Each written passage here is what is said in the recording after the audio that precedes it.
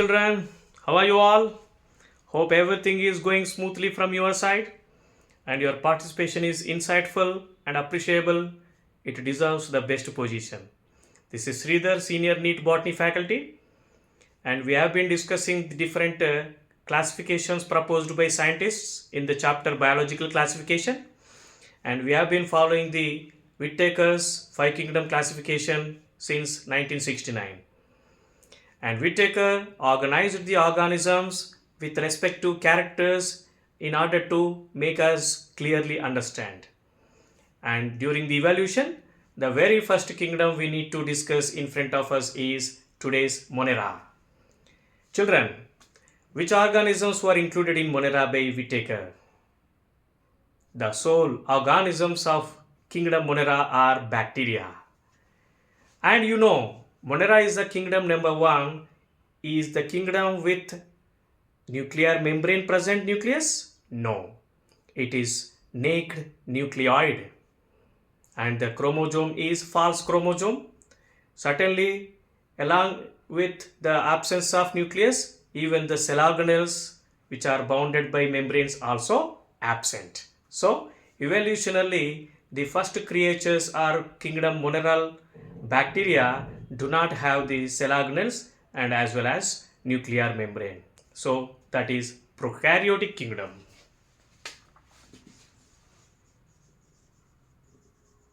Prokaryotic kingdom.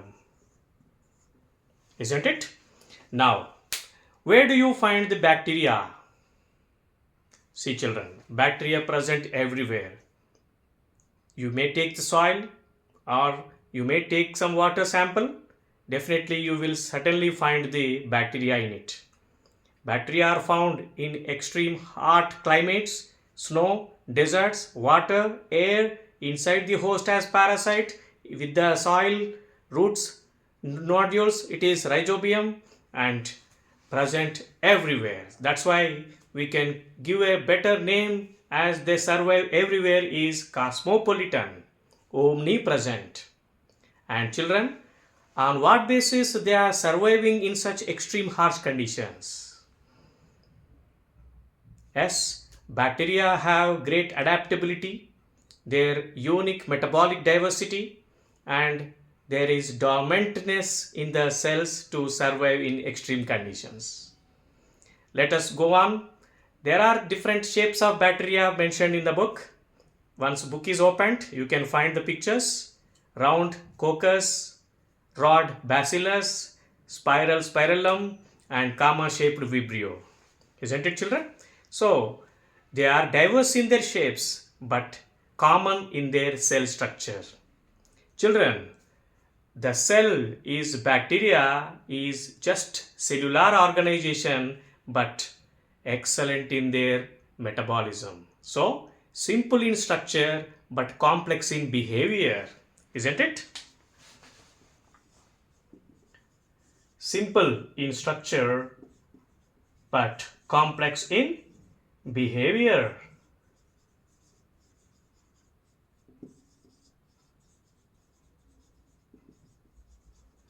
And the single cell bacteria can perform various metabolic activities in its cells. So, complexity in their metabolic diversity also.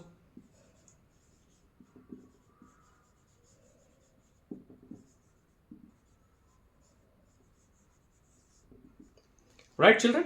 And many students have asked earlier what kind of nutrition is found in the bacteria. Children, whenever you classify the nutrition basis, the bacteria are divided into two categories. That is autotrophic and heterotrophic. In between these two, which category most bacteria belong to? Yeah, bacteria are heterotrophs mostly. And once you study the autotrophic mode of bacterial nutrition, there you can classify further into photoautotrophic and chemoautotrophic. Let me prepare a nice flowchart in order to solve your confusion.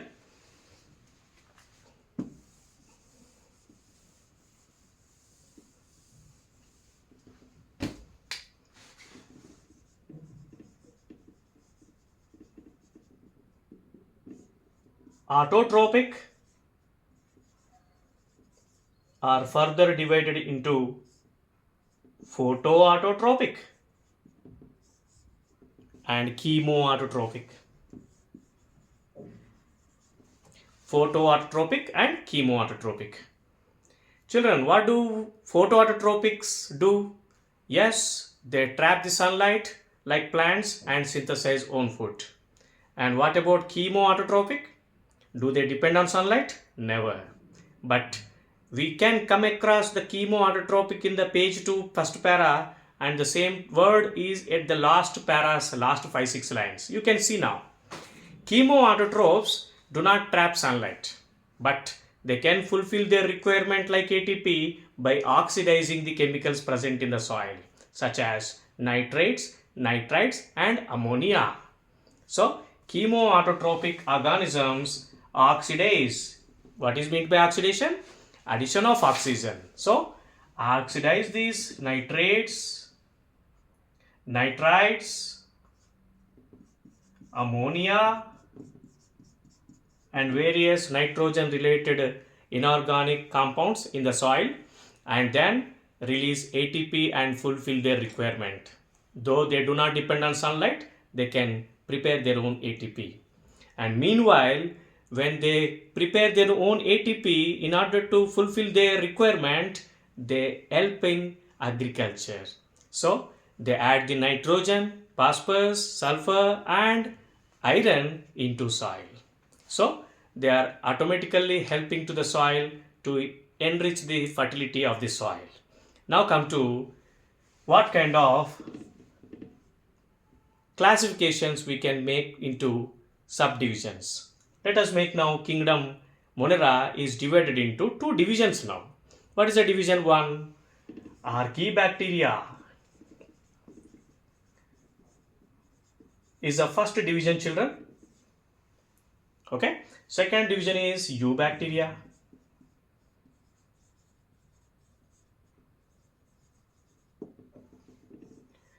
How is archaebacteria different from eubacteria?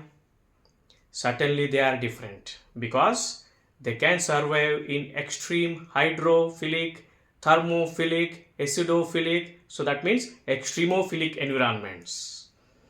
Children, bacteria itself in the Monera kingdom can survive in the extreme hot springs, but among the bacteria, the very adapted and so suitable can survive in very extremophilic conditions is archaebacteria. So, let us make the difference. Wow, how the eubacteria cannot in such areas, but how can an archaebacteria survive? So, the difference which can help the archaebacteria in order to survive in such extreme harsh conditions is cell wall difference. See children, generally in the table biological classification page 2, we've studied that Monera kingdom bacteria have the cell wall components is non-cellulosic. And I asked you to mention peptidoglycan there. Let us write eubacteria, general bacteria, cell wall is made up of peptidoglycan. It's a polysaccharide plus amino acid. You can also call this peptidoglycan as murin. And when compared to this murin, the cell wall of bacteria is different and it is more adapted. And this is made up of pseudomurin, false murin. So, because of this special ability and adaptability of cell wall component, they can survive in different areas. So, children, different areas in the sense certain archaebacteria live in the salt areas called halophiles, and few archaebacteria live in the acidic thermal fields, means acidic and hot springs, and some bacteria live in the ruminant gut, and also biogas preparation time in biogas plantations are dung, so that they can prepare methane now. So we can give an example to the archaebacteria is methanococcus. Methanococcus. the bacteria which is round in shape and giving methane to prepare biogas or gobar gas that survives in the host, that is ruminant decant, and also live on dung and decompose the dung to give rise. Methane gas is inflammable. So children, different areas like halophilic, thermoacidophilic, and the ruminants stomach living archaebacteria is methanococcus, methanogenic, and in the word there is a in the line there is a word mentioned marshy areas. What is meant by marshy? It's dung, isn't it children? So next come to eubacteria. Eubacteria is further divided into cyanobacteria and mycoplasma.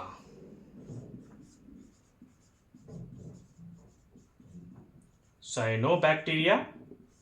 You can also include heterotrophic bacteria. See children, cyanobacteria, as you know, it is equal to higher plants in the form of pigments. So it's autotrophic.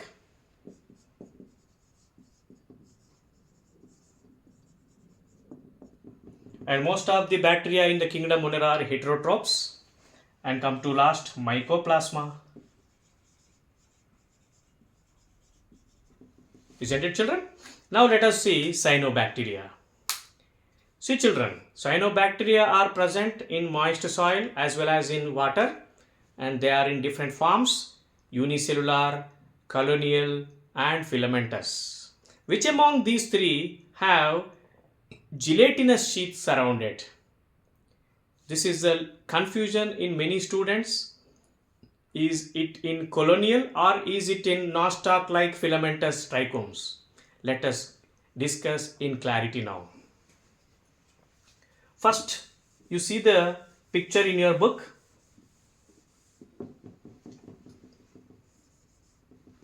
There is a nostoc picture, children. Nostoc is the filamentous.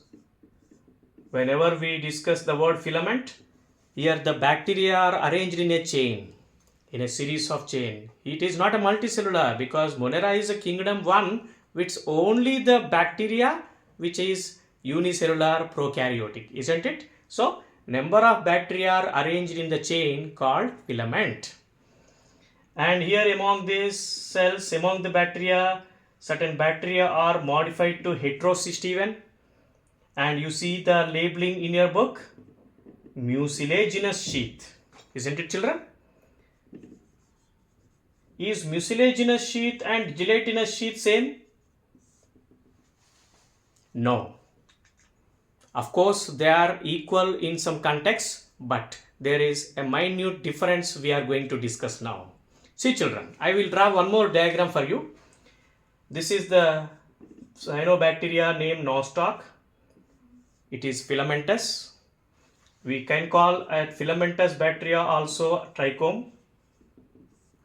Okay. Now let me draw another diagram for you. See, this is one nostoc and this is another nostoc, now the colony. See, an individual nostoc filamentous cyanobacteria is surrounded by textbook mentioned labeling mucilaginous sheath. It's not a gelatinous. Remember, now this is the layer, and now what do you call this? Colony. So colony of the cyanobacteria is surrounded by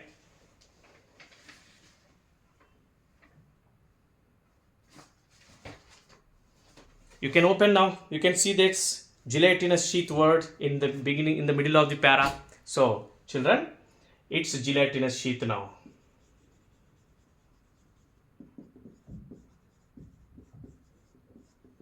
Right? So colonial cyanobacteria is surrounded by gelatinous sheath.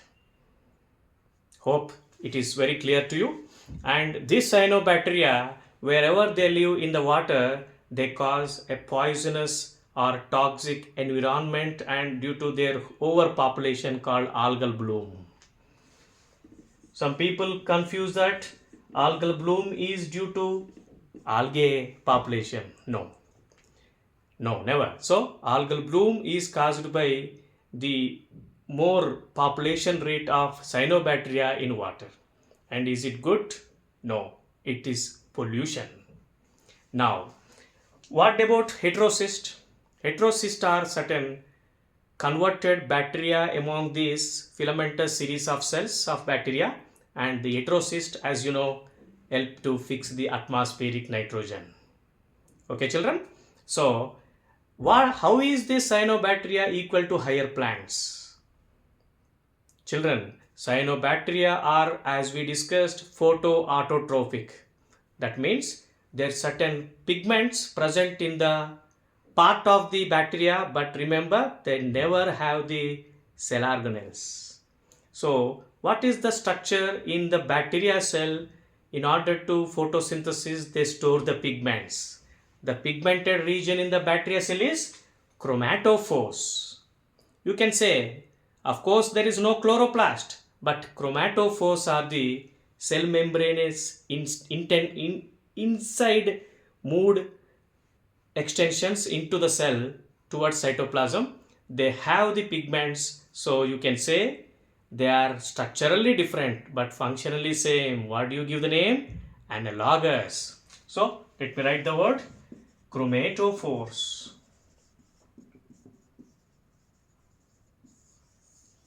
They have the pigments equal to the higher plants like chlorophyll A and B. So children, the first class of this kingdom, first class of this eubacteria division is cyanobacteria. They are auto. Which kind of auto? Is it chemoauto? Never. It's photoautotrophic. Now come to, once you keep this cyanobacteria as photoautotropic aside, then most of the cyanobacteria in this kingdom Monera are heterotrophs. So majority of cyanobacteria are heterotrophs. Let me write on the board.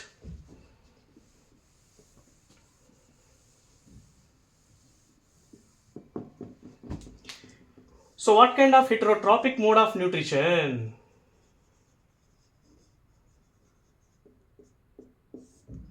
So children, bacteria find everywhere, as we discussed, we find them everywhere, and heterotrophic mode of nutrition includes parasitic. You see TB, cholera, tetanus, diphtheria, right? All these are bacterial diseases in human being. And rhizobium is a bacteria present in the root nodules of leguminaceae, that is symbiotic bacteria. And many bacteria in this heterotrophic mode also equal to the fungus, decompose the dead and decaying and dung, so they are saprophytic. So most of the bacteria in this kingdom Monera are heterotrophic. Apart from cyanobacteria and chemoautotropic, Nitrosomonas nitrococcus, like this, chemoautotropic. After this separation of this, we just find majority of bacteria in the kingdom are heterotrophic. So you may get a doubt here. Are all bacteria in this kingdom Monera harmful to human, plants, animals? No. They also help in some human affairs. Like you might have studied, antibiotics are from bacteria, isn't it, children? So different drugs come from bacteria. Bacteria help in our kitchen to prepare milk to curd. Bacteria also help in idli, dosa, so that they help in our daily life activities. So let us make human affairs.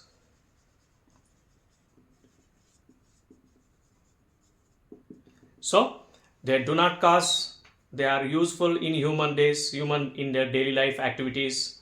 So let us come to reproductive strategies now. Cheppandi, what kind of reproduction do you find in this bacterial kingdom? Generally, bacteria in favorable conditions reproduce asexually by binary fission, isn't it, children?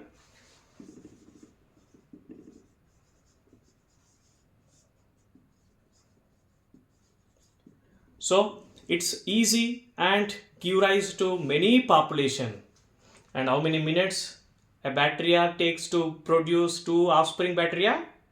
Nearly 20 minutes. So this is a bacteria. It's a lactobacillus, rod shape, and it gives rise to two bacteria. And before giving rise to two offspring bacteria, first the DNA gets replicated, plasmid gets replicated, and then offsprings get the equal DNA content from the parent, so that growth and reproduction are synonymous each other in such unicellular organisms. The same growth or reproduction. So this is binary fission, and it is most common and in favorable time. The same bacteria, when it come across certain unfavorable climate, where do they go? This is important. They are under dormant. Because of such dormant stage they experience in such harsh conditions, they can survive in extreme conditions like hot springs or cold snow. So what do you call the spore they make around them to survive in extreme harsh condition is endospore. During the endospore, this is the endospore and the bacteria is here. This is a bacteria.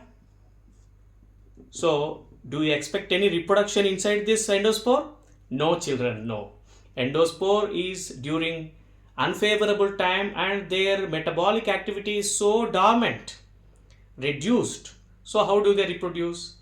Till the conditions favorable, they stay inside safely. Then once conditions become favorable, then they dissolve their calcium dipicolinate endospore. It's a layer, and they come out and they can continue their favorable binary fission. So do you find only such asexual binary fission in it? No. You can also find a sort of sexual reproduction that is called conjugation. So binary fission is a type of asexual reproduction. And which kind of sexual reproduction do you find in such unicellular prokaryotic Monera? Asort. What does the term asort indicate? Asort means undeveloped, primitive. It's just exchanging of genetic information from one bacteria to another bacteria.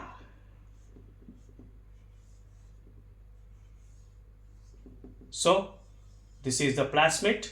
This is the naked DNA, as we discussed. Because of this naked, no nuclear envelope and no membrane bounded cell organelles, this was the first kingdom during the evolution. Now this is a plasmid, and this plasmid goes to this. So that's it.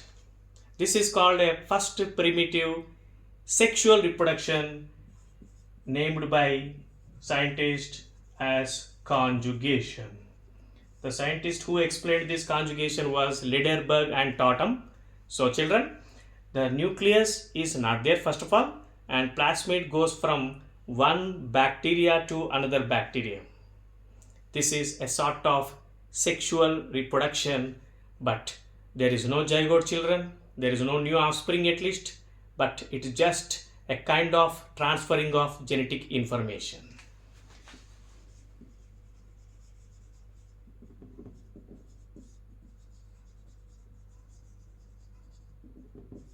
Let us conclude today's topic with the last bacteria, Mycoplasma.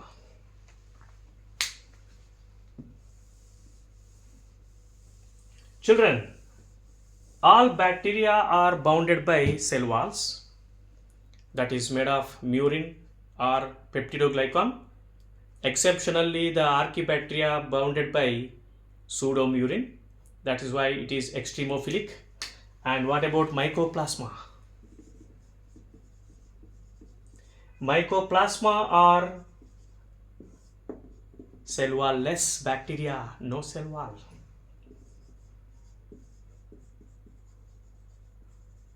Isn't it? So that, can you expect any shape fixed in this Mycoplasma? No. Isn't it? So due to there is no shape around it, how can it exhibit the shape fixed? Never. So that's why Mycoplasma are pleomorphic.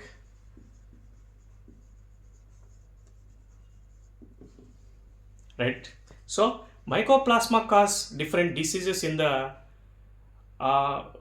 humans, animals, and plants children. They are pathogenic,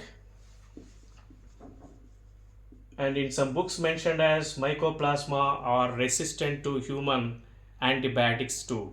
So they cause certain diseases in the plants, animals, and humans as pathogenic. And as you know, mycoplasma are also called PPLO. PPLO full form children, pleuropneumonia like organisms, isn't it? And in the chapter Cell the Unit of Life, we will surely confirmly discuss what is the smallest cell in the world, that is PPLO. PPLO size. PPLO size is children 0.3 micrometer. The regular bacteria like Eubacteria, Rhizobium, Lactobacillus, if you take, that's 3 to 5 micrometer.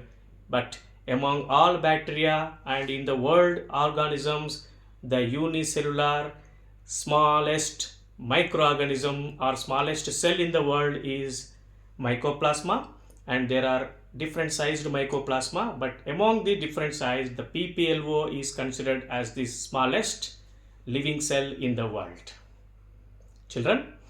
And another important line we need to compulsory discuss about mycoplasma is they can survive in the absence of oxygen. So they can survive in the absence of oxygen. If oxygen is present, they can, and if the presence of oxygen, and even absence of oxygen also. In both conditions, organism like mycoplasma can survive.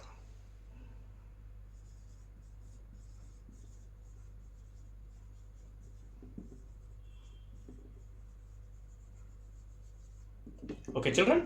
So if any microorganism or any bacteria, fungus live in such conditions, that is called facultative. So they can survive in the both presence and even in the absence of oxygen also. So children, this is the kingdom number 1, Monera, and I hope my assistance in the subject is good. Hope you have been living, you have been understanding, you have been really noticing the mistakes earlier and finding the solutions in your textbook. And let us conclude today's topic. Thank you for your good participation. Let us meet once again in the next kingdom, Protista. Thank you so much.